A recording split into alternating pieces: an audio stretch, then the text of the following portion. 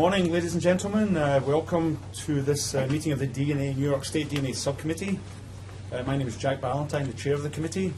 I should like to, for the record, note that we have 6 members of the committee present today, so we have a quorum for voting purposes. The 6 members are myself, Jack Ballantyne, Drs. Mark Batzer, Alison Eastman, Ken Kidd, Amanda Souza, and Fred Bieber.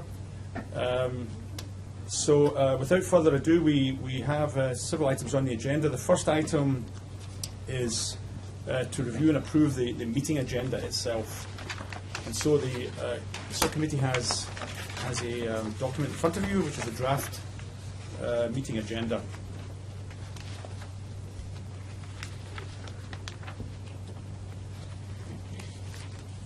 I'll move to approve it. Okay. Second. Amanda Souza seconds. Any discussion? All those in favour of accepting the meeting agenda as is, say aye. Aye. Aye. Everyone, unanimous. Thank you. The next item is to review and approve the draft minutes from the last meeting, November 15th, 2013. So we have a draft document. One change on page 2, the top says Eric Buell and Jack Ballantyne, so it should say Mark Batzer too. Yeah.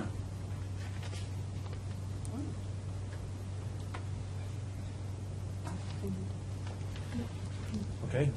Any other suggested amendments? There's one minor one, Jack. Just in response to, we just received an email clarification from Mr. Coopersmith from the OCME, and he was just, there was a question he received from Dr. Sozer about the QAS courses, and upon looking back regarding forensic education, 56% of the people had forensic degrees, so there was just a qualification of the number he provided. I think he misinterpreted the question at the moment. So, and again, you weren't at the meeting, but there was a question about how many people in the lab had forensic degrees, and what the actual one is 56. I think it was just a misinterpretation of the question. But that's not in this document, right? That number's not in the document. The number isn't. No, but I think there was just discussion about it, Yeah. Right. just for clarification. Can I just ask, is that, are those the technical people, or does that number include technical and non-technical people? Does that say it on there? It doesn't in there, but for clarification. Okay. But that wasn't discussed at the actual this meeting, the previous meeting as such, or was it? Because we only have to include, obviously, in the minutes, actual discussion that took place at that time, as opposed to clarification. Yeah, just a clarification. Yeah. Okay. So it's not. There's no amendment then to the minutes as such. Okay. A motion to approve the amended minutes. Second. Second. Any discussion then? So the motion is to approve the minutes with the addition of Dr. Batzer's name as an excused attendee, so to speak. Right. All those in favour? Aye. Aye. Okay, unanimous. Thank you.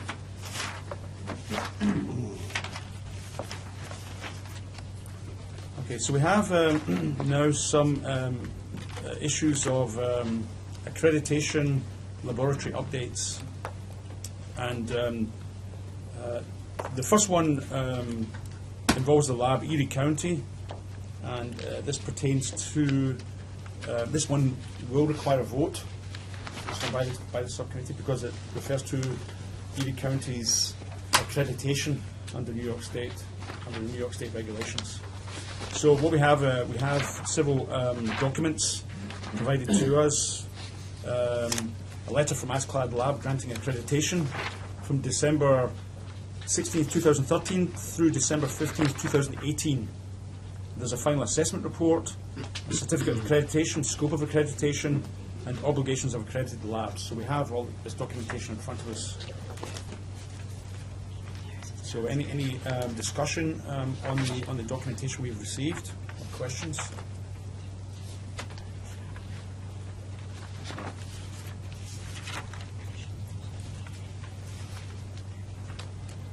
Do we have anyone from Erie County here? No, I have to call. You want John Simich? Yeah. There's nothing in here. Cases. Ask him about it. After the question.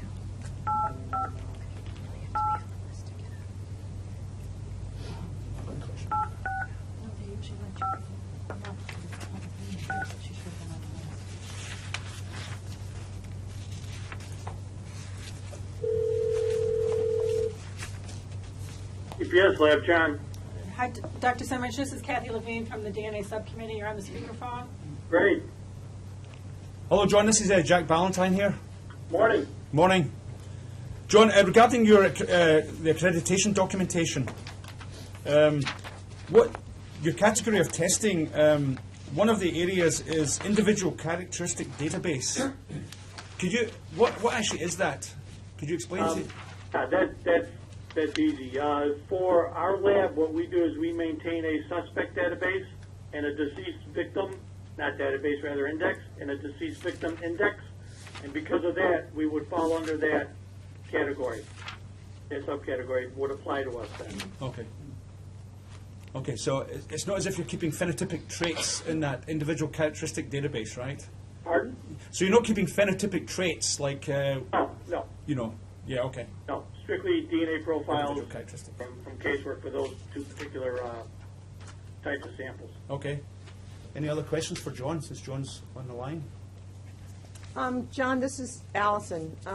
Did they look at any, I'm looking at the car regarding your mixture interpretation. Yes. Did they look at any cases after you did your corrective action to look at any of your subsequent mixture interpretations? No. If I understand it, in other words, did we send cases for review Yeah, or after we made the changes? data and report conclusions or something for them to review? No. When the auditors were here, I'd actually modified the procedure while they were still here, and so they did view it, and they were happy with my proposed modification to the policy. Yes, as far as sending follow-up cases for them to review, I've actually never been requested to do that as part of a DAB audit, so it's not a routine part of an audit. Okay. I don't know if other labs have ever had that, but I've never experienced that, either as an auditor or as an auditee. Let's see. Yeah, well, I did send cases. No, I'm sorry. I did send cases to the auditors. Right, I did send copies of cases. I'm totally confused here. Yes, as part of, I did send cases to demonstrate we were complying with the changes. Yes, I sent them to the lead assessor, and then he forwarded them to the DAB auditors. Okay. I'm sorry. I got confused. All right. Thanks. I did. Any other questions for John? Just have one copy.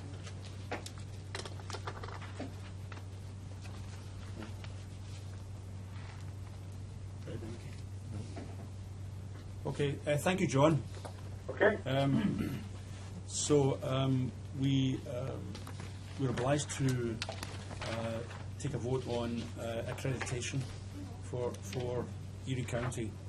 So I have a proposed motion here. The motion is as follows. At the March 7th, 2014 New York State DNA Subcommittee meeting, the DNA Subcommittee voted to make a binding recommendation to the Commission to grant Erie County Department of Central Police Services Forensic Laboratory New York State accreditation for the discipline of biology based upon a review of the ASCLD Lab International Final Assessment Report for the on-site assessment performed August 19th to 23rd, 2013. This approval will run concurrent with the ASCLD Lab cycle, which will run from December 16th, 2013 until through December 15th, 2018. That's the motion on the table right now that I put. I will second. Any discussion on the motion?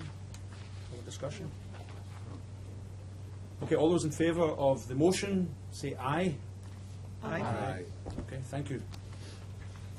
Is John on the line? Yes, I am. Yeah, did you hear that, John? Congratulations. I did. Thank you very much. Yes. Bye now. Still has to go through the commission, of course. Okay, so thank you very much. The next item on the agenda is New York State Police. This does not require a vote in terms of accreditation. It refers to several documents we've received in relationship to, firstly, changing the DNA technical leader and alternate technical leader. A letter to ASCLAD Lab noting members and top key management, basically informing ASCLAD Lab about changes to the management structure of New York State Police, the New York State Police Lab. So these are the items we have. Any discussion on these documents? We have representatives from New York State Police here. If you have any questions.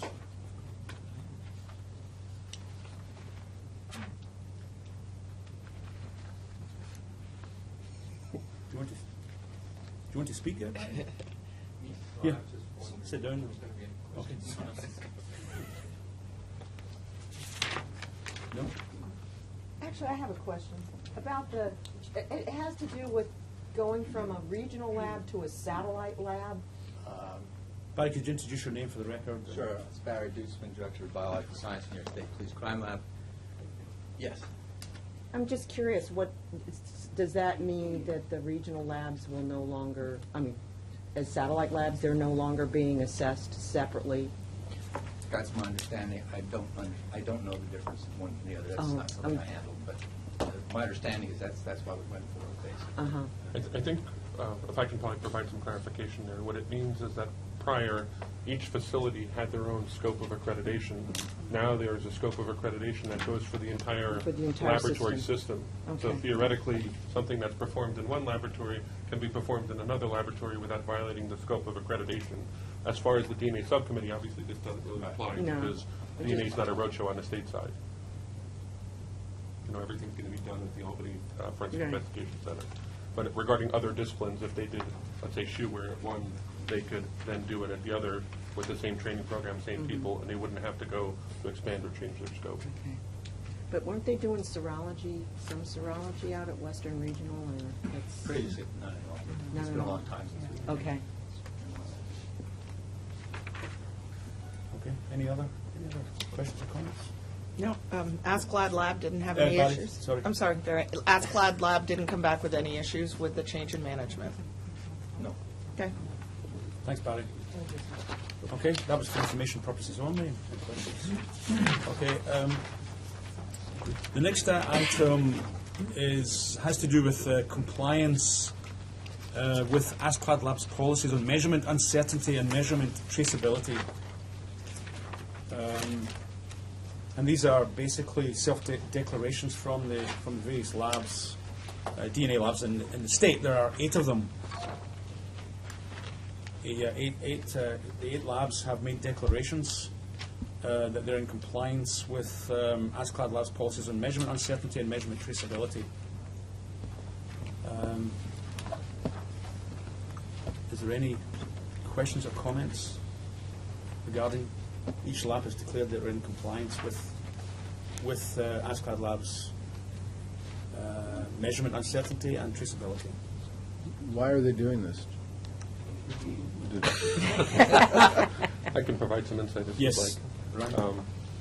In order to be accredited by ASCLAD Lab under the ISO 17025 program, they are required to come into compliance with ASCLAD Lab's policy for uncertainty. So this is a requirement that they'll actually have to participate. So ASCLAD Lab put the policy out, and if you look, the entire policy is within the document. So the first step of that is the lab showing that they have a self-compliance declaration. And then after that, this is a new parameter that they'll be assessed by. And that as with any accreditation process, they'll be constantly striving for improvement. They'll be doing self-internal audits to try and, improve that process. So they have to do this before their next ASCLAD lab inspection? Is that so? They had to do this now. There was a date that they had to come in compliance with, I believe it was in mid-January. So what happened is they do a self-declaration, they put that document out, then at the next assessment, where ASCLAD Lab comes to their physical facility, they will assess their compliance with the standard. come out. So this is kind of this is the standard practice of how the accrediting body will actually increase stringency or add another standard. What they'll do is they'll first populate that standard out to the laboratory, say you have a certain time to say that you're in compliance with that standard, and then from that point on, continue assessing them. I have a question about the OCME letter. They say they do not report any measurements that matter, and therefore this is irrelevant. There's, in my mind, a difference between reporting uncertainty and taking uncertainty into account in generating a report, and I'm not clear of the meaning of this letter and how the policy deals with those two issues. Okay. Yeah, I mean, the letter says that we do not report any measurements that matter, and the policies are not applicable to our lab at this time. So that's what the statement says. Do we have a representative from OCME?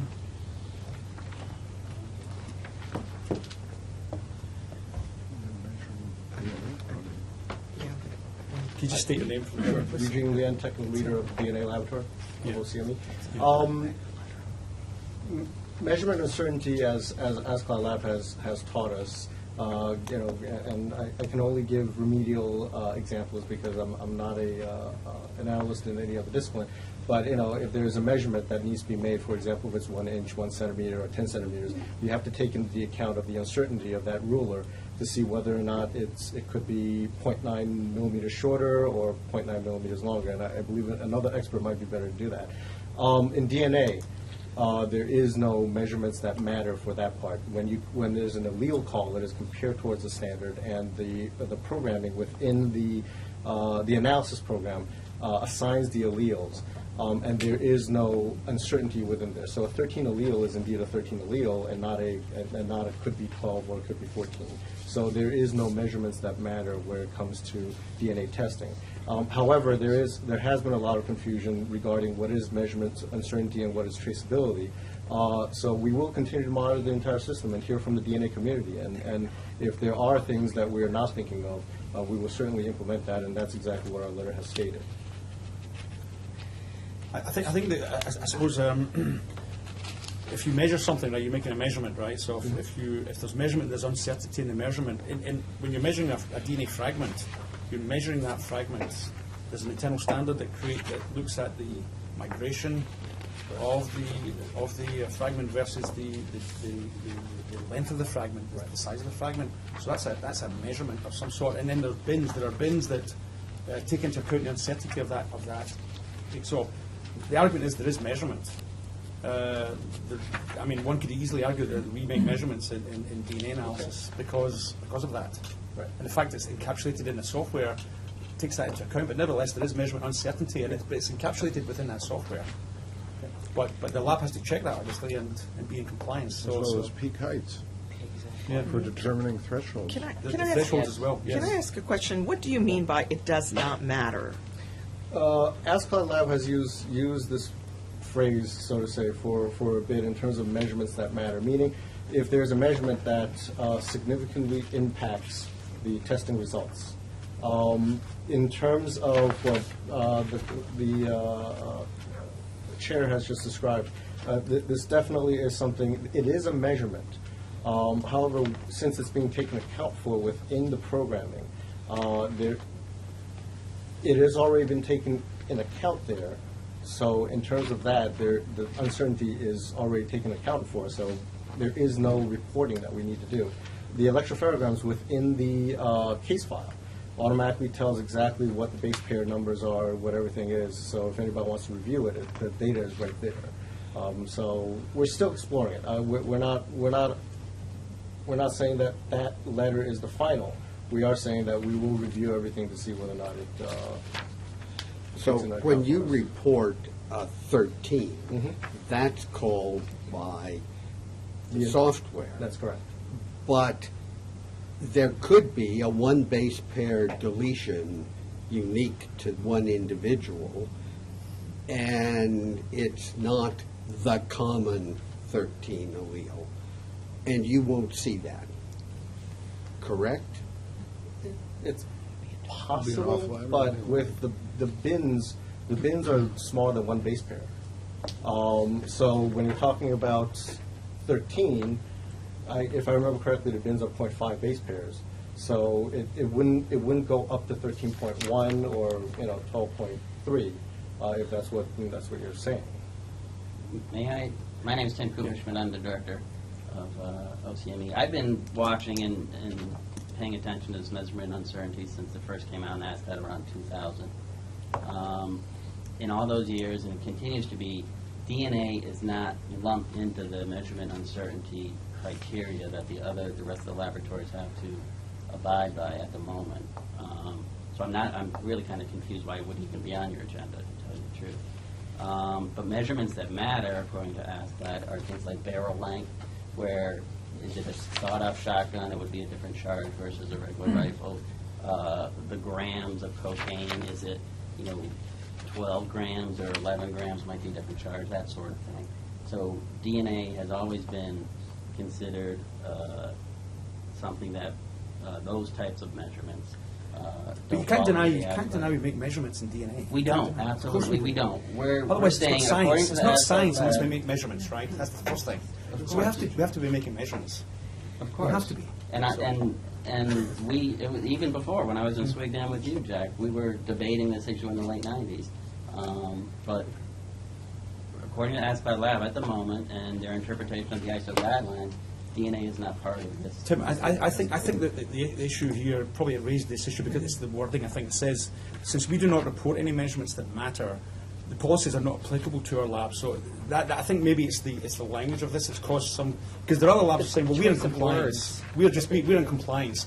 But your lab is saying, we don't need to be in compliance. That's what it says. It sounds like anyway in the letter. And I think Okay. that's the issue. We can if I wordsmith the letter. But there may be other Or issues. that That's it one issue I see. Does not apply Yes. would be if indeed the interpretation has been that it's not relevant to DNA. That's ASCLD Lab's phraseology, that's why we used it. But we can amend that. There's I have a disconnect, Tim, with all respect, because if you're running DNA samples at different injection times, you may get different peak heights, and those levels, those peak heights and their ratios may be central to the determination of which is stutter, which are true alleles. So I just echo Jack's statement that I think measurement is central to DNA testing. So I'm just going to draw people's attention to page 4 at the bottom, 3.1, and it says, page 4 down at the bottom, oh, I'm sorry, Yeah, of we'll the go for it. ASCLD Lab policy on measurement uncertainty. Which letter? It's the policy, 3.1. ASCLD Lab applicant and accredited laboratory shall have and shall apply a procedure to estimate the uncertainty of measurement when values are reported for, I think, it's right down here, sorry. Yeah, 3.1. And then they give some examples. And I believe, in very simplistic terms, it means if it's on the report. So they give examples for the quantity, weight, or volume of controlled substances. Right. So that's Yeah. probably why the DNA labs are saying they're in compliance as such, as to say it doesn't apply Right. to us. I think, Jack, for a qualification of that, the OCME is the only DNA-only lab that we've received these for. The other labs that have provided information, while they, like Nassau County has latent prints, et cetera, so they might say they're in compliance because it's applying to all their disciplines. In this particular case, the OCME only has the DNA discipline, which, regarding the phraseology, it might be inopportune, but I think they're trying to comply with what ASCLD said. So I think that might be why there's a stark difference between the responses that you see. And remember, there's a difference between ASCLD Lab and ISO itself, right? Sure. So one could argue that ASCLD Lab needs to, because DNA does have measurements. So, I mean, and and we make measurements, and there is an uncertainty to that measurement. And the uncertainty is encapsulated in how we do our work. But to suggest we don't make measurements is just an incorrect scientific statement, that's all. And I think that's what we're saying. But the question on the table is, are they in compliance with ASCLD lab? Right, that's the question. And the declaration that the labs are in compliance is what the labs have said. The only issue we had with this is the wording of this statement from OCME. I agree. I think as an It's working. ASCLD lab assessor, it's been voiced to me that at this time, biology, DNA is not under this policy, but it's being As ASCLD visited labs, as yeah. a possibility in the future. Yeah. Okay, any Would you like us Thank- to amend our memo? I think you should just state you're in compliance Okay. with. Rather than saying you don't measure anything of value. So, Understood, thank you. any other comments? Okay. Thank you. The next item is DNA audits. We basically have audits from four labs. One external audit from Nassau County, and 3 internal audits from Onondaga, OCME, New York City OCME, and Suffolk County Crime Lab. So if we go through these one at a time, Nassau County, external audit. Do we have anyone from Nassau County here in case we need? Yes. You can introduce yourself. Karen Newling, Assistant Director, Nassau County Division of Forensic Services. We may not talk to you, but you're there anyway, just in case. So any questions or comments regarding Nassau County? Nassau County? I've got a question about, in the back, Appendix D, you have individuals listed here, but this was this an external? This was an Oh, okay, I was thinking it was an internal. Okay. No question then. Karen, on the one finding, has the analyst or examination team successfully completed a competency test? And there was some question about that. We didn't get any response there was no response in my documentation anyway regarding that We finding. just recently got a response because we appealed the finding. So what happened was our technical leader actually waived competency tests for all the analysts after the validation. This is the only instance we've ever done it in our 11, 12 years of existence because we migrated from Identifier to Identifier Plus. The kits are so very similar, and in your packet and in our appeal, you'll see from ABI what the actual differences are. Literally in our manuals, it was a find and replace Identifier to Identifier Plus. There was really no change for the analysts, the QC team, pre-aliquots, and they take aliquots for amplification, just adding DNA and TE. So there really was no change for analysts. So we waived the competency test, performed the full validation. In the memo, everyone was aware of what the changes were to the kits. So when we had our external, the person there didn't agree with it, and obviously SGI did not agree with us either. So we lost our appeal. We just recently got that information last week. As far as remediation, at this point, we've taken a number of external efficiency tests that everyone has successfully passed. So that would be our remediation. So that's where we So are. you're undergoing remediation right now with competency tests. Well, we've been PTs. undergoing remediation for the last 2 years, Yeah. I guess, taking our externals. So their argument is that if you go from Identifier to Identifier Plus, which is just a kit, it's the same loci, everything else is Their the same, except there's response different was- chemistry in there. Sorry, Jen. So you have to, Their response was the sheer fact that we did the validation, we must yes. do competency tests, regardless of the logic it seems. I mean, it seemed logical to us that, and I mean, we demonstrated that in our appeal. You can see that it was really just find and replace, and ABI issued what the differences were between the kits, but we should have given competency tests. Does your own internal quality assurance manual, what does it say about findings? Does it say that you have to respond? What's anything in there about the timeliness of the response or anything of that nature? We just got a response to our appeal from them last week. Okay. So next week, my intent is to write this up and submit it to them. Okay. Any other questions? No, I mean, you could have done that. I mean, you could have almost, in essence, not appealed and done that at the time. True. Yeah. But, you know, the only thing is I just can't go back in time and change what we did. Sure, It's sure. already Yeah, immediate, yeah. Agreed. So, but do you accept it now as a lab then that if you validate something new, then you should do a competency test thereafter? Do you accept that? Yes, we've always Yeah. accepted that. Yeah, yeah. For the past 11 years, it's always Okay. what we've done. Just checking. Any other comments, questions? No? Okay, thanks. Thank you. Thanks, Pam.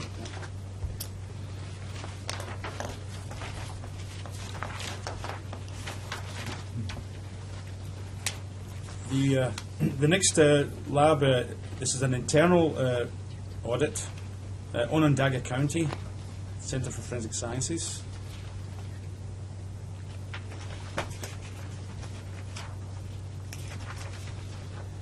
So, I can call Kathleen if you need, Prado. maybe let's just see if we have any Yeah, questions first. yeah, no problems on this. Any questions or comments regarding the Onondaga County? There were no findings at all in that audit.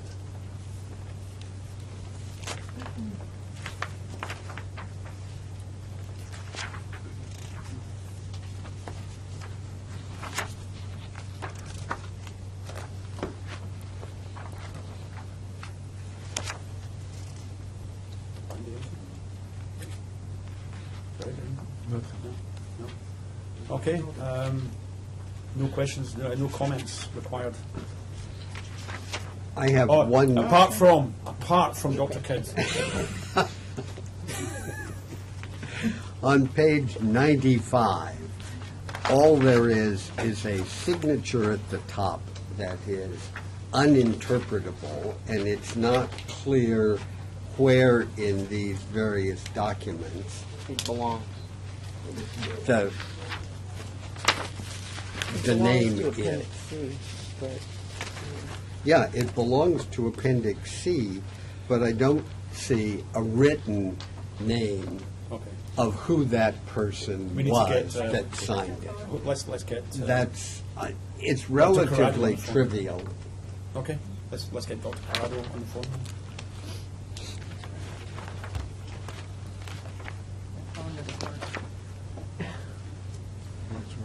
Now, there is a name of auditor in the middle. That may be who it was, but it is by no means obvious.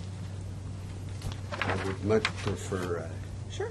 typed name under a signature.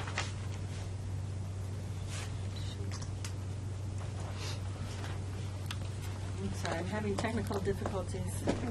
I can use my BlackBerry if you want. it's supposed to be Yeah. right here. The signature's supposed to be right here. It may be if somebody types in, it moves Oh, down. That yeah. may be why. Because Yeah. they're all right underneath the verification here. See? Was there something else typed in that there was some extra spacing in that? But on, So you Well, just use Dr. that, Corrado? yeah, use that. right, Fine. right. But it's also not clear here that that's Yeah. the person. I mean, if, I think it's been like always done that way. I think it has to do with there's some extra spacing up here on the document. Yeah, but that's a good point. and the others are the same. Dr. Corrado, it's Brian Gestring. I'm calling you from the DNA Subcommittee, and I apologize, I'm calling on my cell phone. Our landline has died, so you're on my BlackBerry, and this is, you're on speakerphone for the subcommittee. They have a question for you. Okay. Dr. Corrado, this is Jack Ballantyne here. Good morning. How are you? Yes, regarding your internal audit, Dr. Kidd has a question for you regarding your internal audit. Okay? Okay. Yeah. So This is Ken Kidd. Good morning. Morning. In Appendix C, the way we got it, the signature is on a separate page, but even in the original documents, there is no typed-in name below the signature. And it's impossible to tell. It's a minor technicality, probably, but it's impossible to tell from the signature if that is the person named in the middle of the document, Robert T. Visca. It would be much preferable to have a typed name under the signature to make it quite unambiguous. Okay, it is. I can tell you it is. I'm familiar with the signature, and I know he's the one who signed it. But if you would like, I could, if it allows me, I honestly don't know if it allows me to add the name in there. Perhaps it does, and if so, I will do that, and I could send you a new version if you'd like. I don't think that's necessary. Your confirmation satisfies me. It's more a problem with the form itself for me than it is, but this is the situation in which it arose. I appreciate that. I mean, I guess I can say for the future, we can certainly take that into account and see if we can do that. Or it is something myself or probably someone at DCJS could perhaps mention to the NDIS group to see if they want to include a space for someone to type that. Because I see what you're saying. You would have no way of knowing that. That's for sure. That satisfies me. Thank you very much. Yes, it's an FBI, and it's an FBI form. Yeah, you can't type underneath there. Yeah, But we you could hand print the name. We realize it's an FBI form, Dr. Corrado, but anyway, the suggestion is to just for clarification in the future, it may be useful to have it printed out as well. Or write somehow- in by somehow. hand in printing Print the next name, to the the- name. I'm sorry. Could you repeat that? I heard two different people, and I'm not sure if I heard Yes, what you I'll said. give it to you. Apparently, in this form, it's not possible, I was not aware of that, to type in the name. But one could certainly put the signature and handwrite in lettering the name. Yes, that makes sense. That is possible. I mean, the name is typed on the first page, obviously, but if you want to be sure the person that's signing it is the same name as the person that's put in the name of the auditor, we could be sure in the future to hand print it as well. It doesn't affect the audit, but it's just interesting that the way that the formatting came, the signature was on a separate page. So, yeah. Right, it's a mere technicality, Yeah. but it is nice to know that the signature is of the person named in another part of the document. Okay. Yes. Thank you, Dr. Corrado. Oh, you're welcome. Any other questions for Dr. Corrado? Have a good day. Thank you. All right, thank you. We've resolved our other technical issues, so if we need, we can Okay. be a little more sophisticated. The next one is more local, anyway. The next one is the internal audit from New York City, OCME.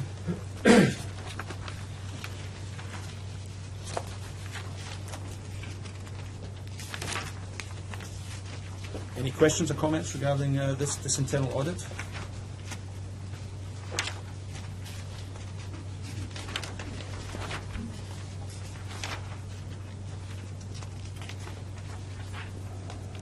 My only question was about the self-certification, but we got it this morning. Yeah. so. I have one question regarding the audit.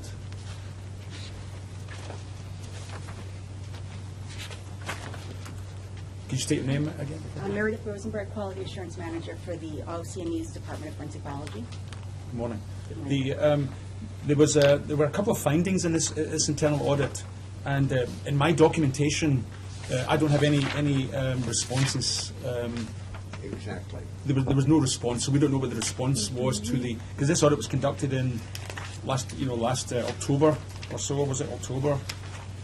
November. So my question is, what were your responses, if any, to the findings? There were 2 findings. Concerning the information that was reported out that was not accurate, and a formal quality incident review was not conducted. It was the choice of, at the time, to not need a further inquiry into the matter, because in any nonconformity investigation, we do a root cause analysis. We have since altered our procedures for nonconforming work investigation, as well as quality incident review investigations, in order to take into account new root cause legislation. So that sort of all kind of came together at the same time, so that was fortuitous. Concerning the members of the laboratory who had entered back into laboratory work after taking a leave of absence without having gone through their right to know training on bloodborne pathogens, et cetera, we actually created a checklist so that people who are about to go on leave, who know that they're about to go on leave, and people who come back from leave will know exactly what they need to do once they leave, before they leave the laboratory work, and when they come back to laboratory work. And it also includes what their supervisors need to do. So we've clarified that for everyone. So hopefully it won't happen again. So just as a technicality, then, these responses, have you placed these responses into this document? We just don't have a copy of that document. Is that what happened, do you think? I did send a copy of our responses. I emailed a copy to, yes, I did believe I sent it to DCJS. Okay. Maybe it's just the copy we have then. Okay. That could be. So the responses you just mentioned are in fact in a document, that in this audit document? I don't know if we did. It would have been as an addendum to the document. Okay, an addendum to the document Yes. then? Right. Yes. Yes. Okay. So the addendum we did email Okay, to so we DCJS. just didn't get that. But anyway, any questions then regarding these remedial actions, so to speak, corrective actions? Yeah, I just didn't understand, the second one sounded great. I just didn't understand the first one. Let me clarify that, since I was a quality assurance manager when I knew where this finding was done. Our laboratory has 2 procedures, as Scholar Lab prescribes, where it's controlled non-conforming work, where if there's technical issues, then you have to go through a specific procedure to ensure that the root cause is found, and that we have put in preventive measures to prevent it from further happening. Anything that is more severe gets risen to a quality incident review. And those are 2 separate procedures where one leads to the other. What I did at this time when the non-conforming work came in was, without signing off on it, which I should have in retrospect, is to open up a quality incident review further. However, instead of signing off on it, I had asked the supervisor right there and then to give me more information before I would sign off on the controlled non-conforming work form that they reported to me. Thereby, we did not fill out and officially have a quality incident review for this specific controlled non-conforming work. That has since been corrected. Since the finding that we have, we went back and we made sure that everything was properly documented. As a matter of fact, the new quality assurance manager initiated another investigation so that we can have a better documentation of everything, and we consider the matter remediated.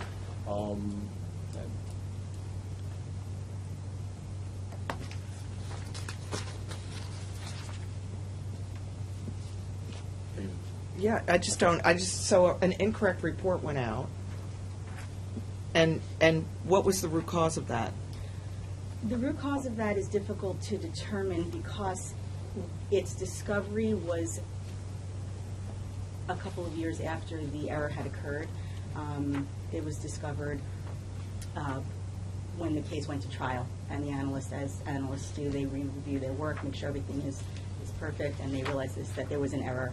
And it's difficult to determine what the root cause is because it had occurred so long ago.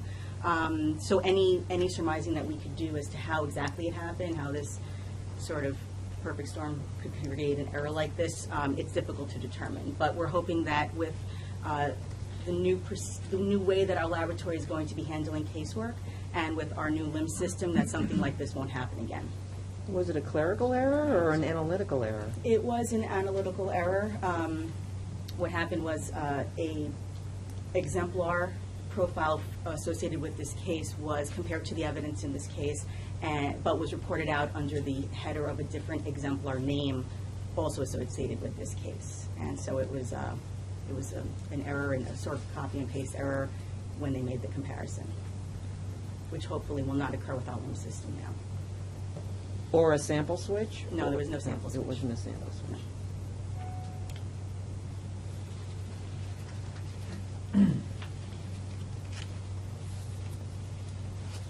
Anything?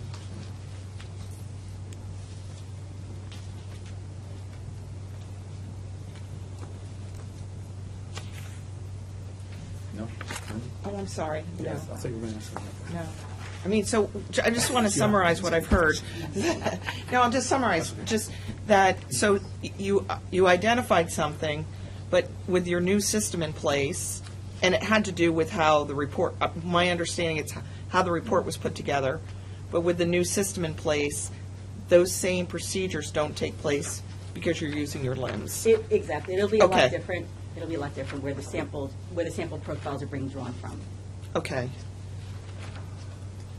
Okay.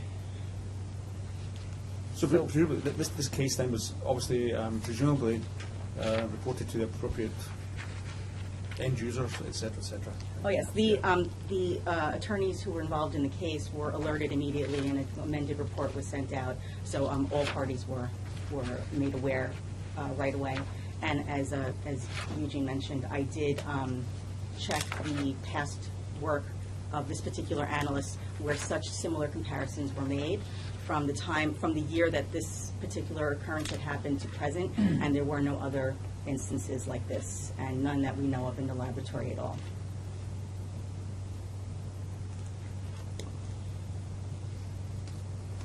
Okay. Any other comments, questions? No. No.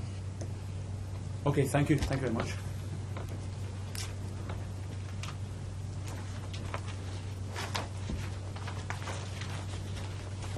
And the last audit is from the Suffolk County Crime Lab, an internal audit, Suffolk County.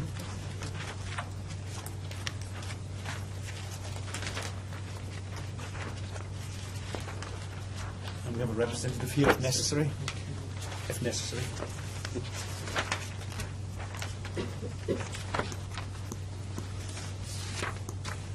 Any questions or comments for Suffolk County?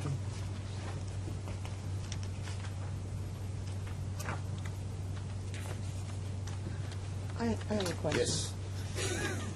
Joe, it's about Introduce yourself. Ramona. Introduce yourself. Ramona's down here not as a qualified QAS.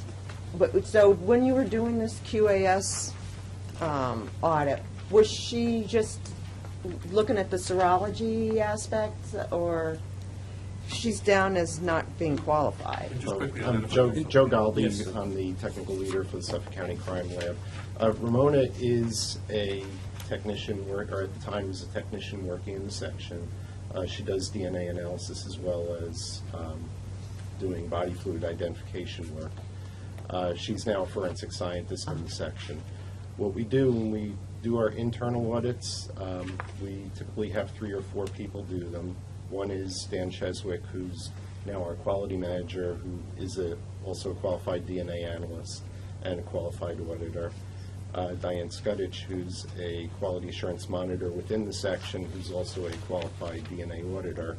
The third and fourth person that comes in is someone else rotated within, so they become aware of the standards that we're following, how they're applied, how an audit is performed, and we rotate throughout the section. Okay.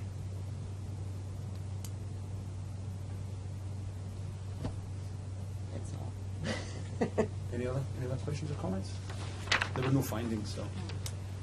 I will just Okay. Fine. just mention the point I made before about the signatures on these forms. For Ramona, it's very clear and legible. For Dan Cheswick, I have no idea who scribbled that line across the signature. Again, it's a mere technicality, but I've signed enough forms recently where I had to also print my name so it was legible right next to or under the signature. And I just find this form a little disturbing. Okay, understood. His name does appear at the top of the form as the auditor. Yes, I realize that. The name is there, but the signature is considerably separated from the name. And Dan is aware of the limitations of his signature. He's probably not unique in that manner. No, in fact, the past technical leader had similar problems. Who was that? Dr. Ballantyne, I believe, yes. So, okay, any other questions or comments? Actually, I have one more quick question. Appendix D, you have analysts listed under the different sections as being reviewed. Is this just a restatement of what was in the last external? Because these are supposed to be verified by an external audit. Yes. Yeah, we're not counting this as Okay. as a review of the people. We're just listing who fits this qualification. Okay.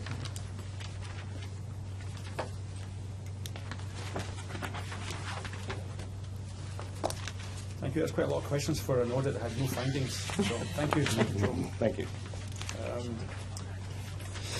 So the next item is something called old business, and we have several sub-items or items within that.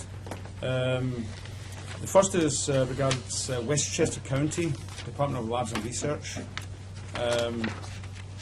This refers to a letter to the NDIS custodian regarding an appeal of finding based on a QAS audit, and an email from the NDIS custodian regarding that finding, and the lab response to that. Bob Adamo and Elaine Schwartz are available by phone if you would like to speak. Yes. Call them. Any questions or comments that we're going to have on this?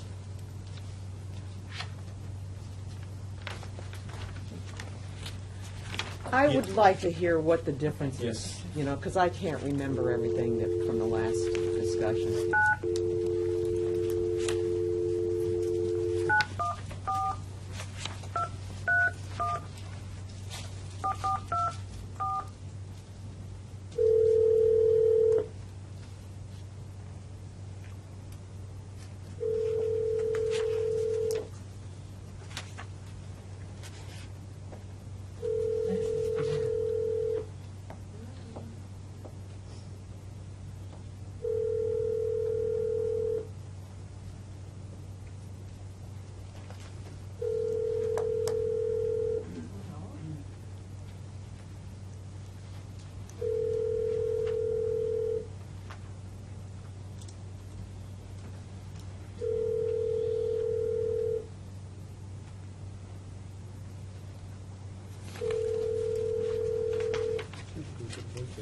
Hello, this is Elaine.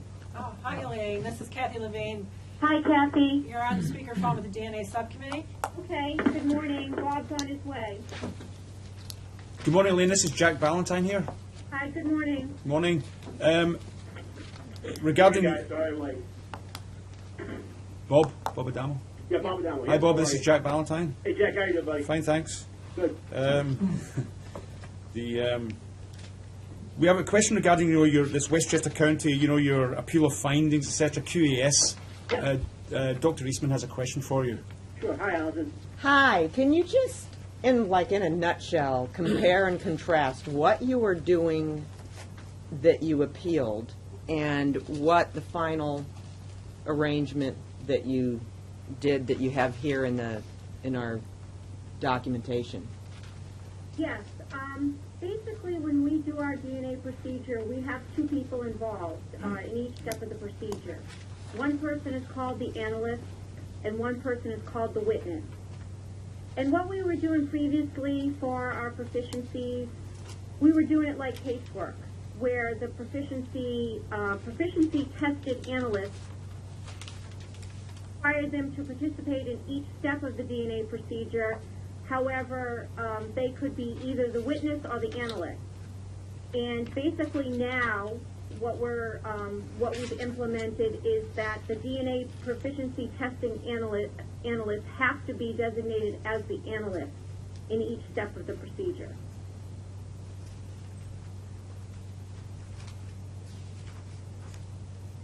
That's the only change? Basically, yes, because the analysts were participating in each step of the procedure. However, we were saying it was okay if they were just the witness, which, the witness is a little bit different designation than the analyst, because the witness is more involved with the setup of the procedure, whereas the analyst actually does more of the actual manual labor of it. But each person was, I think, the problem with this is, and it sounds a little confusing, but all the people who participated in these proficiency tests all really participated in all the different aspects of it. It's not like there were people who were just witnesses through the entire thing. They were involved in different aspects of it. In certain cases, when a certain procedure was done for that specific procedure, they may have been the witness at that point. But if you, and I kind of tried to bring this out the last time, most of the automation now requires, it almost seems like the person who's the witness is more important than the person who, quote, was the analyst, because you're actually making sure that the transfer of the sample goes into the tube properly. Most of the work that's done nowadays is done in an automated fashion. There's no more hand pipetting and things like that. So although the term witness doesn't seem to be as strong a term as the analyst, they technically are the analyst, and they're participating in all those things. And if you look at the way each of those people worked on that proficiency, they were responsible for their samples. They did their own interpretation. They didn't hand off to somebody else to come up with an interpretation. Everybody did their own interpretation and participated in different parts. The person who did the inspection didn't feel that we met the teamwork approach as outlined in by Endis. So we changed it around so now that everybody will have that role as analysts, so that, from that standpoint, if we get inspected again, everyone will understand that they're actually physically doing every single thing that we call an analyst does. Okay. Thank you. Okay. Sorry for the confusion. So the change was that you took off witness, everyone's an analyst and you don't have witnesses anymore? So we still do have witnesses.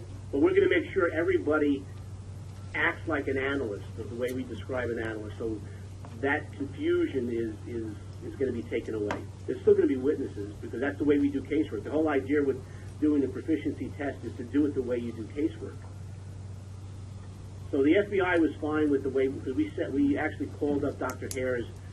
We gave him a proposal, and he was absolutely fine with it. He had no problems. He said that's perfectly acceptable the way we're describing it to him.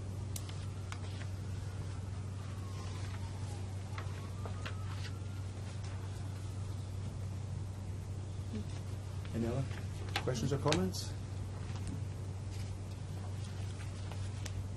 No? Okay, thanks, Elaine and Bob. Okay. Thank you. Thank you very much, Jack. Yeah. I think Thanks, guys. their documentation is a little more robust than it was before, and they're watching it. That's what I think the difference is. Okay. That's my understanding. The next item under old business is New York City OCME, Department of Forensic Biology. This is a letter from the Commission on Forensic Science requiring OCME to request ASCLD Lab to perform a management system review. So we have a letter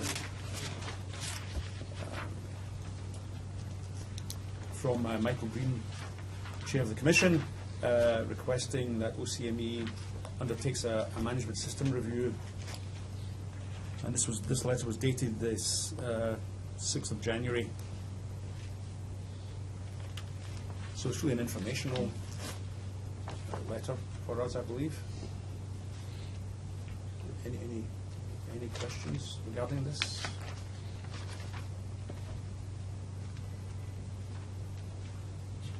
What's the status of the request, I guess? Yes. So good. Hi again, Tim Cooperschmidt. The audit team is coming next week.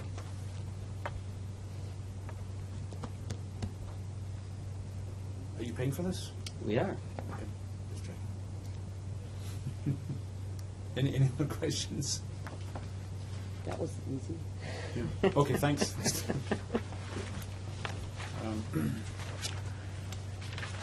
The next item is discussion on the SWIGDAM recommendations, recommendations from the SWIGDAM ad hoc working group on familial searching. SWIGDAM has produced recommendations, and Dr. Kidd was on this ad hoc group, working group on familial searching. And so we have a copy, the subcommittee has a copy of the recommendations, and we're lucky to have Dr. Kidd here, who in fact was on that actual working group. Ken, do you want to say a couple of words, if you do or do not, about the document and the findings? Fine. A lot of work went into this. It's a difficult issue to evaluate the likelihood of finding by these methods a true close relative. And the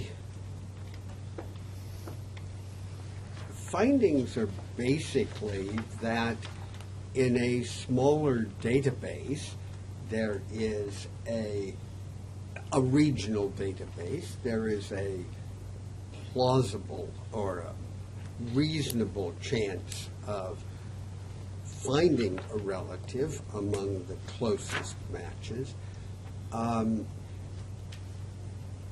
But in a large database such as the national database, this becomes exceedingly improbable, with many more false positives than one would expect, and a true relative not necessarily ranking very high.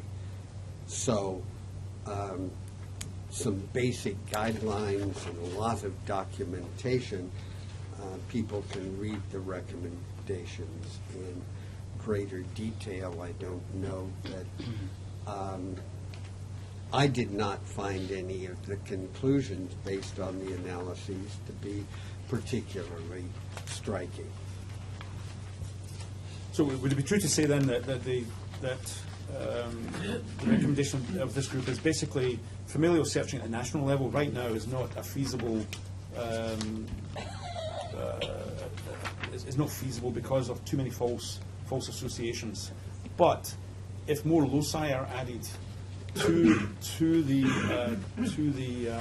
database, meaning with newer kits with larger number of loci, this has to be revisited to see whether or not the additional loci would in fact facilitate familial searching at the national level. The charge we had was limited to, was it 13 or 15? I think it was 13 of the standard markers. And so we did not consider anything more than that which is pretty much the standard. And obviously, statistically, a larger number of loci have to change things. The degree to which they would, we did not evaluate. That was not our charge. But our decision, our conclusion clearly is at a national level, the results suggest it should not be done. It's a waste of effort. But there is one statement in the recommendations that says once the additional core loci are implemented, that is the new loci, the working group recommends that these issues be reconsidered. So they want to restudy it down the road. Absolutely. Yeah. But right now, with the loci we have at the national level, it's not a feasible prospect, basically. But as a practical matter, if a state ran a familial search and didn't find any viable candidates to further explore or to release the names, they could easily ask their neighboring states or the states with which they have the most external full matches and do it piecemeal, bit by bit. And there are some states that are actually considering that, which would be a viable alternative to searching the 10 million samples at Endus. Yeah, 'cause I think one of the studies, I was also at Swigdam when this was presented, and the smaller databases had higher, so they Much compared higher. 3 databases. One was smaller, one was medium, one was large, and the smaller one, the rate of false positives was much reduced. Absolutely. As opposed to false associations compared to the larger ones. And can I just ask, these were searches based on statistical weight of the matches, or just Likelihood ratios. they were based on likelihood ratios? Okay. Likelihood ratios. Okay. And the reference database was seeded in most of these cases with a known relative. And then multiple replicates, independent. So the conclusions are based, if a relative is in the database, it may be in the top 5. But if there's no relative in the database, then obviously everything is a false positive. And I remember some data suggesting that in a national level, if your true relative may be less than the 100th candidate in a database, you know, less than, for, you have a list of candidates based upon the likelihood ratio, the actual true relative may have been below that 100th point. It's not the first or second, it could be below the 100th in the national level, not at the regional level, but at the national level.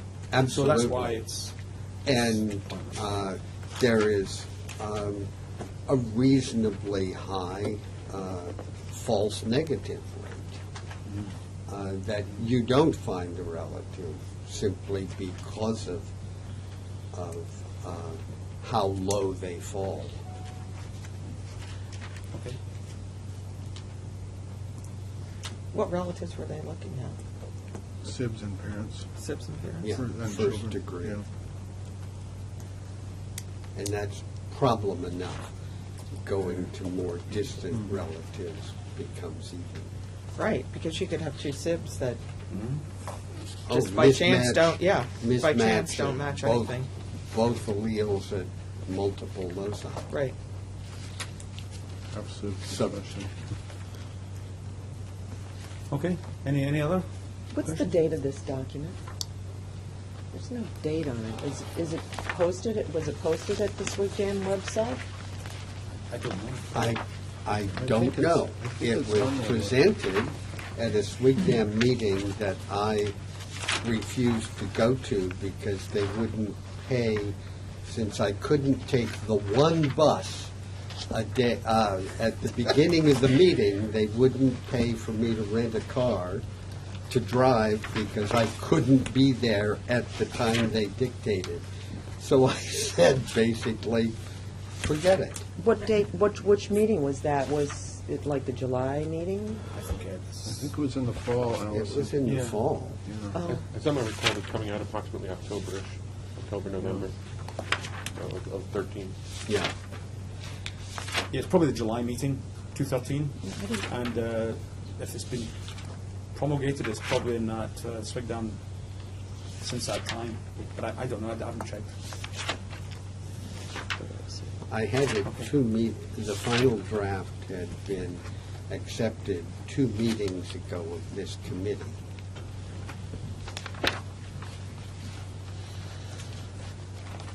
I think it was a valuable study myself, and quite well documented and quite detailed.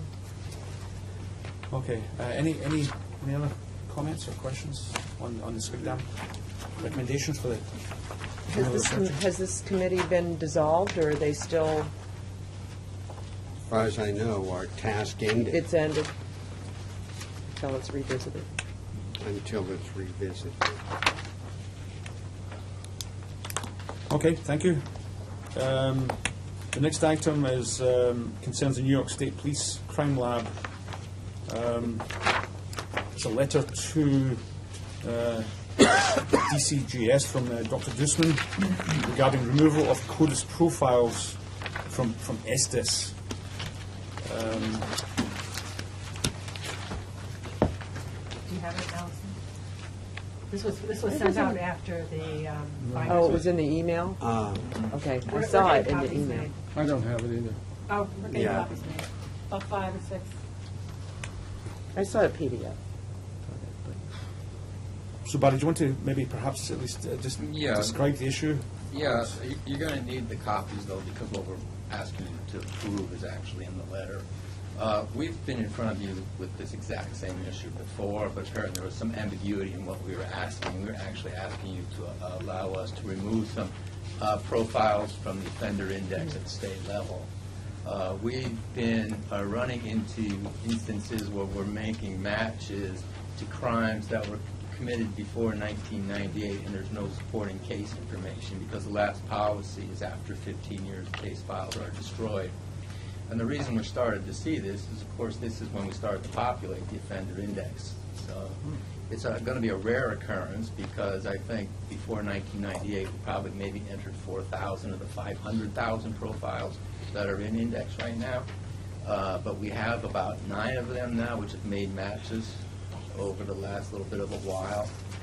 None of them have had an effect on the case. We followed up on all of them. And we'd like to take them out and rather than let them just languish there. The reason being because the FBI, we got in touch with them. We've already moved them to Mendes. The FBI says that they feel that we might be in non-compliance with one of the QAS standards. And also because these are profiles which, for the most part, only have 6 STR loci. They were done in a very early generation of the STR tests, so they hit repeatedly. So we keep seeing them hitting over and over again. It's just extra work. So we just like to take them out. And it's described in the back of the letter exactly what we're proposing. I think it's the end of the letter. Is it the problem, Barry, that because you're only searching on 6 loci, you're getting a lot of adventitious That's right. matches? Mhm. Okay. That aren't real? That are not real, yeah. And we follow up on all of them. They're all no matches. And you can't go back and retest the original exemplars? Well, there's really not much sense. I mean, what we're finding with all of these, that either, not only have our case files been destroyed, but when you go to the district attorney, the prosecutor, their files are gone, or the evidence has been destroyed. So there's really not much that can be done at this. I mean, these are 15-year-old crimes. The only cases which we haven't destroyed, of course, are homicides. Those are kept indefinitely. So when you say the forensic specimen shall be deleted, by that you mean the data, The not DNA record, yes. Yeah, not any actual That's right, biological that's- material. Yeah. The statute of limitations has expired on these cases? These 15-year-old cases, as far as I am, check with counsel here, but they're 15 years out. And done, although there's a sort of a parallel, Steve Hogan from the State Police Counsel's office, parallel discussion going on about why we should be full. Now, for example, there's no statute of limitations on B felonies, and if you extend it 10 years as you could, and it's prosecutable, then it's prosecutable just as a murder. So institutionally in the New York State, it's probably not a bad idea to hold our records longer than we have been holding them pursuant to the state archives law. I mean, from my subjective point of view, sex crimes, these kind of things, we want to know the answer to these questions. We want to know the answer, and there's always storage problems, but we'd like to, in concert with other state entities, move towards retaining these records longer, notwithstanding the fact that creates storage headache and stuff, because I think it's unfortunate sometimes that the records are gone. My initial question, my question would be, does this in any way, shape or form, impact on the intel type of information you can get when you link, so for example, you may not have an individual, but you you have a case and then you're now linking it to previous cases, and you may see, oh, a couple of them were done 15 years ago. Now, so that's my initial question. Does it have any impact on that Intel type thing? But obviously, if you have 5 or 6 loci, but they may not only be 5 or 6, right? Are you asking, Barry, that after a 15-year window now, that as we proceed along 15 years, you just toss away and throw away the genetic information? Or is it based on number of loci or combination thereof? Or I think as we make these hits, we have no supporting case file information. So really, from what we've seen, there's this reluctance to proceed with the case because we just don't have it. We don't have a case file anymore. All we have is the pattern, is the DNA pattern. But what my point is that you may not have the information for that case, but if that's linked to another case or other cases, that provides some intel. Maybe it does it. I mean, you think that perhaps this case was committed here and here, has some intel, maybe have some intel. I don't know. It depends on the case. That's my only question. Does it have any impact at all on? I'm trying to think. I thought this through. I'm trying to recall. This is, like I said, this is 15 years old. It's just that, as I mentioned, I mean, it could potentially provide the name of someone if that case was solved. It could potentially involve an investigative lead 15 years after. Barry, as an alternative to removing the records or destroying specimens, could you put them in a separate file within CODIS or external to CODIS so that you're not losing information? Yeah, and I understand the reluctance. The thing that was driving this for us was the FBI statement that we would be non-compliance going forwards, and that's really what's driving it. Non-compliance by keeping them? Yeah. The standard that they apply is laboratories shall retain in hard copy or electronic format sufficient documentation for each technical analysis to support the result conclusions such that another qualified individual could interpret and evaluate the data. And that's what they're hanging their head on. So we've taken them out of national because they demanded it. But the question is, if we can keep them in state, I'm just saying we may actually find ourselves in non-compliance here in front of you for this issue. What if you took them out of Estes, of the state database, and put them in a separate, secure Excel file on your The question is not desktop? what you maintain. The question is searching them. So can I just ask, there are 4,000 profiles, is that what you said? And they're not 13 loci, they're not all 6. Apparently some that were done later on in 1998 have the co-filer profiler. Okay. Which is 13. So they don't have the records supporting them, and you get fortuitous hits that maybe, I don't know how, if you can tell they're fortuitous or not, if you don't have any more information, but it's not, you may not have, you may have 2 cases hitting at the same time, just because the small number of alleles that were tested, and there's no supporting documentation on these. I hear maybe the reluctance is you're getting rid of some potential evidence. But on the other hand, it sounds like there's a whole lot of work that's going into when you get hits on these. Well, the amount of work, I don't want to overemphasize that because these are rare occurrences. I mean, we've seen 32 hits, 34 hits so far, and they've involved the same 9 patterns hitting over and over. One pattern, I think, hit 12 times. The other one about 10, 11 times. Yeah. So that's what we're seeing. But in that subset, so maybe a subset of profiles that are not probative, are less probative because they only have 5 or 6 loci. But in that, there's also a set of loci that some samples that in fact are extremely probative. If you get a hit to it, it's going to mean something. Absolutely. So, and I suppose that's my question: is you're going to lose it? But it's 15 years, but. Is it having any? Would it have any impact on the intel? That's why I don't actually know the answer to that question. That's why I'm asking. I don't know. So the case files are no longer around. That's right. But what information is still associated with that profile? The location, the date of the crime, the nature of the crime, any of that associated and still kept? No, the entire case file is destroyed. All we have is the DNA record.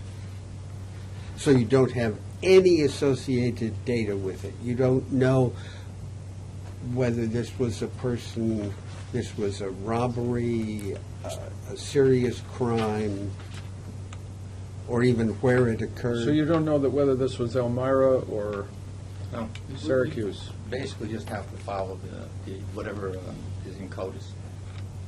There's no metadata. No, there's no metadata associated with this. Yeah. So the question is, and Steve Hogan, I think, maybe the procedure is to try and keep these records, right? But for future, I don't know. I guess the question is, what could you do? What Yeah. information could you get from that? What information could you get from those profiles? Nothing. There's no metadata, right? No, there is nothing, and if they did go to trial and they asked us, if the defense asked us to produce a case file, we have nothing for them. We have no supporting documentation, electronic or hard copy. Now, we've stopped the practice of destruction. Yeah. Going forward, we should see very little of this, and we're actually doing a pilot project of scanning them electronically. But I think there's two issues. One is okay. There's no metadata. Is it reasonable to remove these profiles because they can't provide you any information? But it would be another thing us recommending that you just destroy records. I don't think that we want to go that route. You know, so the fact you say you're changing the policy, you're going to keep records. I'm happy with that personally. And these records that you're talking about, if there's no metadata, meaning there's no possibility of linking that to a particular location or type of crime, then it's pretty meaningless, really, isn't it? That's what you're saying. Yeah. Yeah. Even a 13 locus hit. But if you have no associated data, yeah.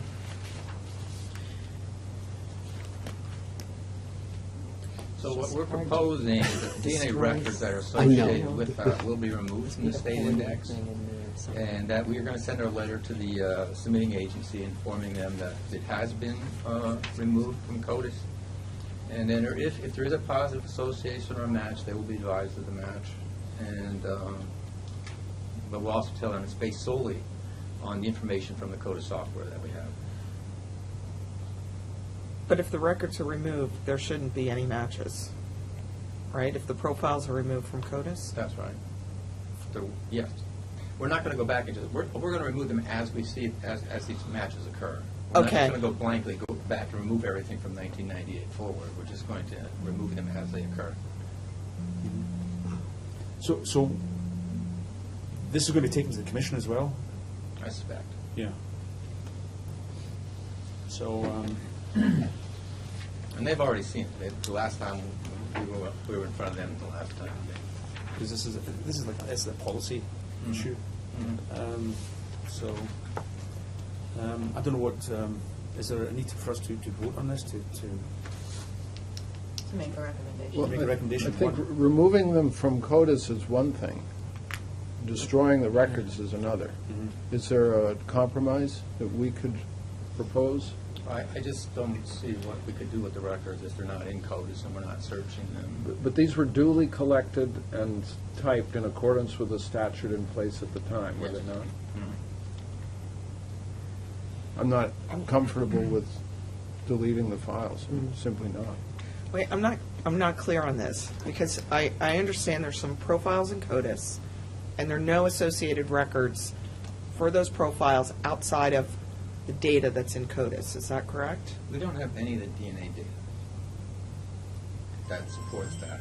You know, we have nothing from the lab case file. So what records is Fred talking about? I think he's talking about the DNA record. The allele calls. The allele calls. Right, what was entered into CODIS. And that's all that exists. The allele calls, no supporting data. But we'd know the date that the profile was entered into CODIS, wouldn't we? Right. Yes.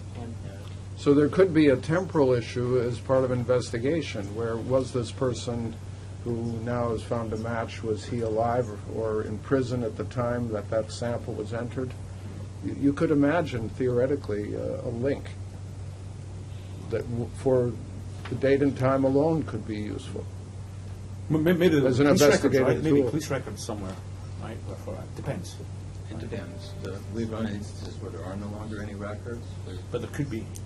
But I'm sure from agency to agency that will differ. I think, I suspect that, as Dr. Dusman actually said it, I believe, that this has been precipitated by an FBI policy So that's basically because then they're not in compliance with a particular regulation standard. So let them remove it from Estes and Endis, but keep it somewhere else. This, do you know the? They're already out of Endis. Do you know the submitting agency that these profiles came from? Would it be from Fulton, New York, or Watertown? I mean, would you know what county? Yeah, we've been able to track that much. So you have information. time and you have location. I don't think you should. I'm okay taking them out of Endis and Estes to stay out of trouble with Doug Hares, but if they're not in Estes and they're not in Endis, then they're going to be required to then do a separate search on that. Do you have any other way of searching? If you move them and you hold them, you could do it. You could do a benchtop search, right? A one-off keyboard search. Keyboard search. I suppose. So I think this comes down to best use of time. Yeah. You know, if they're doing some of these things, you know, if you have extra time on your hands and extra resources on your hands, there are things that you can do.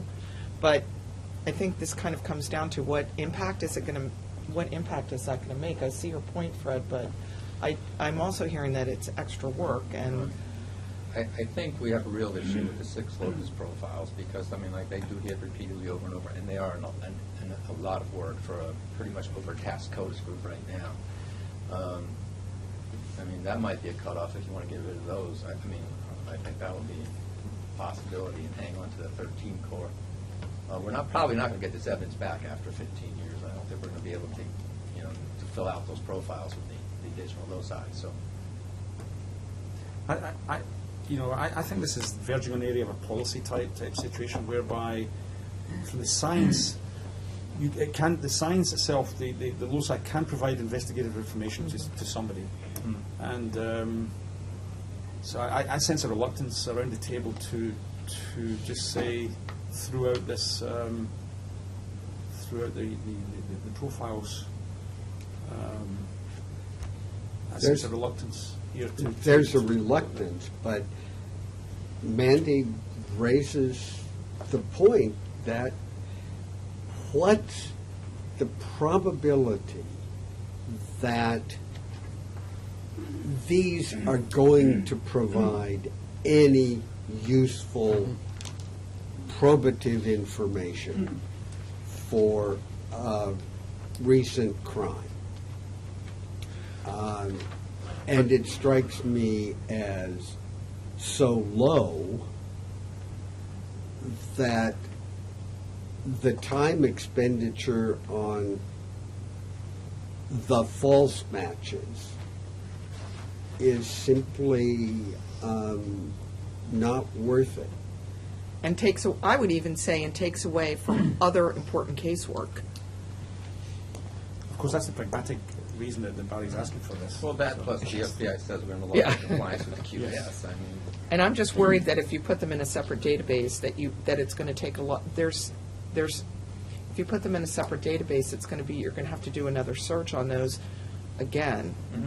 And we'll continue to make multiple matches. So, but can't you, as Estes, have an ELDIS using the same software, exact same software, just put it into ELDIS and use that when necessary? And it can be searched. It's not just an Excel file; it's an actual part of the But code. ELDIS would only be searching ELDIS.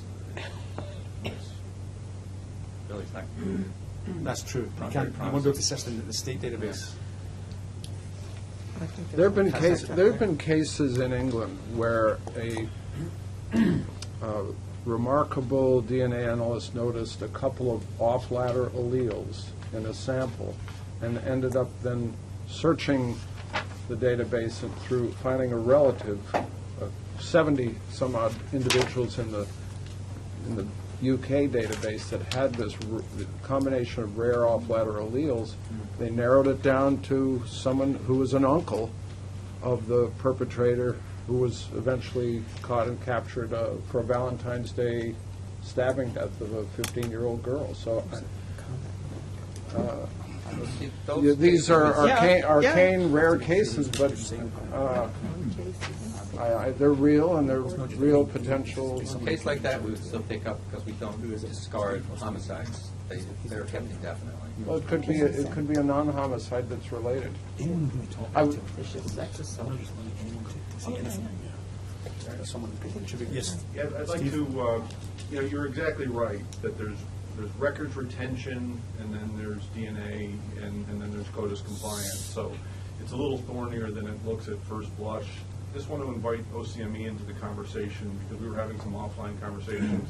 Martha Batchford mentioned to me that they hold their cases, they've got cases with dinosaur puatum from the 90s, and they could produce those records to help resolve a hit that was generated. And either you want to add anything to that, or? So in terms of- Also, other retention policies in different police agencies that are not the same. I can, Martha Bashford, Manhattan DA's office. I can only speak for Manhattan, but any case that was viable in June 19, any case after June 1996, 2006, 10 years later, when they abolished the statute of limitations for first-degree crimes, is still viable today. So that's more than 18 years, and we have almost all. We've lost a few of them, but we have almost all of those sex crimes police folders going back to the early 90s in storage in our office. So, and I don't know what other police departments around the state do have, but they very well may have similar policies. And I think we're not asking that we eliminate everything before 1998. That's valid. It hit just those cases where there's no supporting documentation. But again, not to be troublesome, Barry, you do have some documentation. You have a time, and you have a submitting agency. I'd like to put a motion on the table that we ask Dr. Dusman to be in compliance with the FBI guidelines and allow New York State Police to remove the profiles from the databases, but as an alternative to destroying those or deleting the files, to retain the allele calls and information about the time and submitting agency for potential future investigative purposes in a secure method to be determined by your team.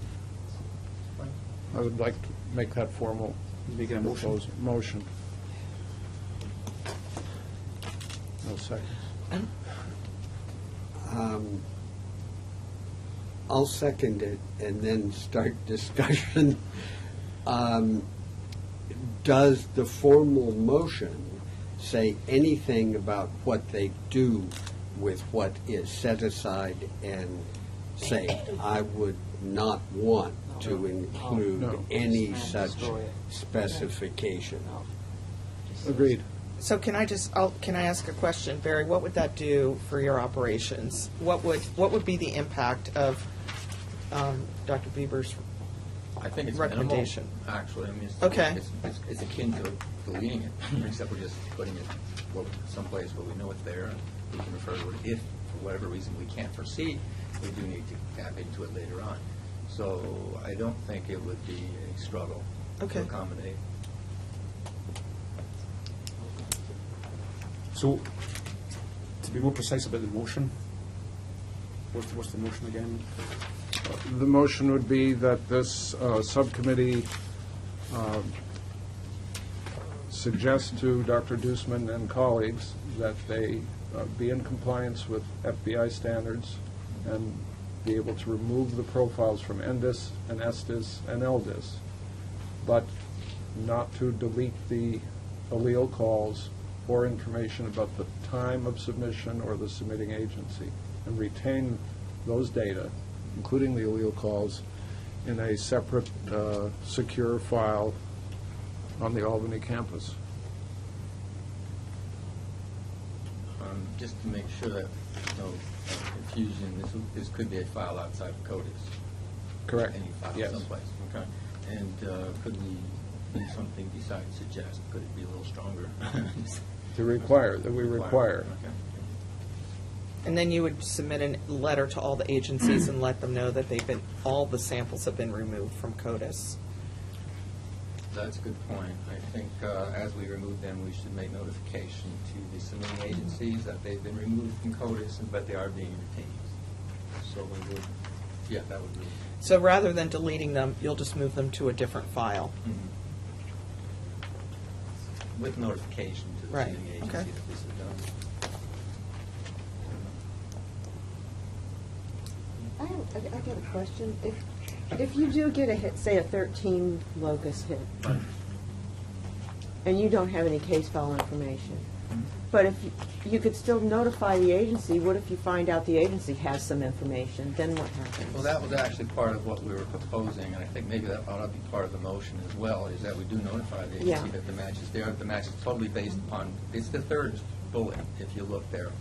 If there's a positive association made as a result of the match, the submitting agency will also be informed of that match with the disclaimer that the match is based solely on information from the CODIS software and that there are no records to support it. Maybe ask them if they would look and see if they have any records. Or any additional evidence. Any additional So we do. information We do. of We've some done that sort. for all of these. Okay. And the only 3 of them actually look like they might actually involve in anything, and I think in 2 of them the records were gone, the other one the evidence was gone. So basically, the 3 bullet points, Barry, at the end of your letter, right, containing your recommended procedure, it's going to remain the same, except for the fact that in the first one it says the forensic specimen shall be deleted. Right. That means deleted from Estes, right? It's deleted from Estes From Estes. and placed into a standalone searchable database, right, independent of CODIS. Yeah. I do notice this first bullet is a little awkwardly written, so I think that Yeah. it should be DNA record actually is. You don't mean specimen. Yes, the No, record. You don't mean exemplar. Right. But the rest, the other 2 pertain, right? A letter will be issued. Yes. From the deletion of the specimen from CODIS, The other and then two. et cetera, et cetera. Sure. So it's basically these, with the changes you made, it's the DNA record associated with the destroyed, the DNA record associated with the destroyed records shall be deleted from CODIS, namely Estes. From Estes, basically. Yeah. How about And removed? placed- Instead of deleted, Yeah. removed. Shall be Yeah. removed, right, from Estes and placed into an independent searchable. Not searchable. So you don't want to be able to search it at some point? We're not requiring you to be able to search it at some point. If you want to, I mean, not required. But if you want to search it, you can search it. Well, not the index we're going to do is outside of CODIS Right. because I don't want to clutter CODIS.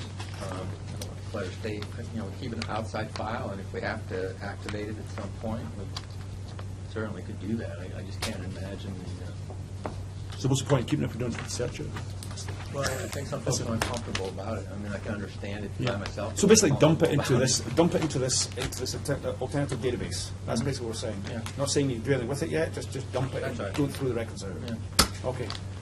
That's where we are right now, folks. You calling for a So- vote? No, we're not there yet. A technical point, because there's a motion on the table. It would be good if in this letter, the wording were modified, as you've just mentioned, and maybe sent to Jack, and we could separately approve this letter, assuming Jack accepts the modified wording in these bullet points.